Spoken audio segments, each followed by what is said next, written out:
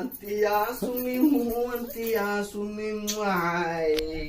ದೋಸ್ತ 10 ನಿಮಿಷ bus stand ಹೋಗಿ ಒಂದ್ ಗಾಡಿ ತಗೊಳ್ಳಿ. ಇಲ್ಲ ದೋಸ್ತ ಗಾಡಿ ತುಂಬ 3 ದಿವಸ ಇಲ್ಲ ಗಾಡಿ ತುಂಬ 3 ದಿವಸ ಐತೆ ನಮ್ಮ ಯಾರಿಗೂ ಕೊಡ್ಬಾರ್ದು. ಪ್ಲೀಸ್ ಮಾಡಬೇಡ ಜಲ್ದಿ ಬರ್ಬೇಕಾ? ಜಲ್ದಿ ಬರ್ಬೇಕು ನೋಡ. 10 ನಿಮಿಷ ಜಲ್ದಿ ಬರ್ಬೇಕಾ? ಇಲ್ಲ ನಮ್ಮ ನಟ್ ಕಟ್ಲೆ ಬಿಡ್ತಾ ಜಲ್ದಿ ಬರ್ಬೇಕಾ?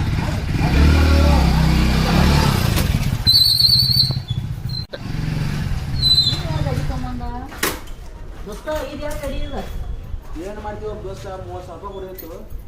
ಮೊನ್ನೆ ಹತ್ತಿದ್ದ ಗಾಡಿ ಬರೋ ಬೂಚಿಡ್ ತೊಗೊಂಬನ ಗಾಡಿ ಬರೋಬ್ಬರಿ ರೊಕ್ಕ ಕೊಟ್ಟು ಗಾಡಿ ಹೋಗ್ಲಿ ಮಗ. ನಡಿ ಒಳಗ ನಾವು ಬಾ. ಮಗ ಇವ 10 ನಿಮಿಷ ಹೋಗಿ ಬರ್ತಾನ ಅಂತ ಹೇಳಿದ. ಅವ ಎಲ್ಲಿ ಹೋಗ್ಯಾನ ಮಾರಾಯ? ಹಲೋ, ಯಾಕೋಲೆ 10 ನಿಮಿಷ ಹೋಗಿ ಬರ್ತಾನ ಅಂತ ಹೇಳಿದ್ರಿ. ಎಲ್ಲಿ ಹೋಗಿದ್ರಿ? ಜಲ್ದಿ ಬರ್ಲಿ. ನಮ್ಮ ಫೋನ್ ಹೆಚ್ಚು ಟಾರ್ಚರ್ ಕೊಡತಾಳ, ಲಗು ಬರ್ಲಿ.